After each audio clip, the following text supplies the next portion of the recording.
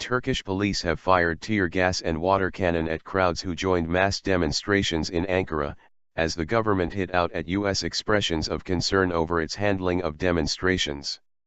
The latest violence in days of angry protests erupted after thousands of union workers filled the central Kizilay square in the Turkish capital on Wednesday, urging Prime Minister Recep Tayyip Erdogan to resign.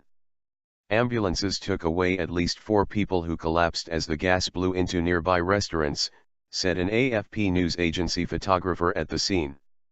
Erdogan's government earlier defended its democratic record after the United Nations, the United States and other Western powers voiced concern over allegations of police brutality. Thousands of demonstrators also returned on Wednesday to Istanbul's Taksim Square, the cradle of the unrest that erupted last week and has spread across Turkey. 2 people have been killed in the 6 days of unrest nationwide, doctors and officials said, while hundreds have been injured in protests police have sought to quell with tear gas, pepper spray and water cannons. Not second class. U.S. officials said on Wednesday the United States did not think Turkey was a second-class democracy, as she reiterated U.S. concerns about Turkish police brutality in quelling the protests. Turkish Foreign Minister Ahmet Davutoglu had told U.S. Secretary of State John Kerry late on Tuesday that he objected to the American leader's comments on reports of excessive use of force to halt the anti-government protests.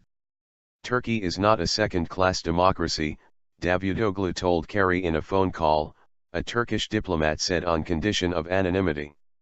Deputy Turkish Prime Minister Bülent Arınç apologized on Tuesday to those injured after police used tear gas and water cannon against the protesters and said the government had learned its lesson, in comments that were welcomed by the White House. List of demands. Meanwhile, activists on Wednesday presented a list of demands they said could end days of anti-government demonstrations that have engulfed Turkey, as police detained dozens of people they accused of using social media to stoke the outpouring of anger. At least 29 people were arrested in the coastal city of Izmir for encouraging rebellion over social media and tweeting misleading and libelous information, according to the state-run Anatolia news agency. In a move to defuse the tension, the deputy prime minister met with a group whose attempt to prevent authorities from ripping up trees in Istanbul's landmark Taksim Square has snowballed into nationwide protests against what demonstrators see as Prime Minister Recep Tayyip Erdogan's increasingly authoritarian rule.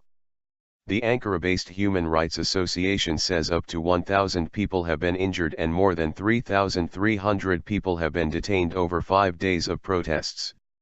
It demanded that officials, including governors and senior police officials, responsible for the violent crackdown be removed from office. The protests appear to have developed spontaneously and remain leaderless.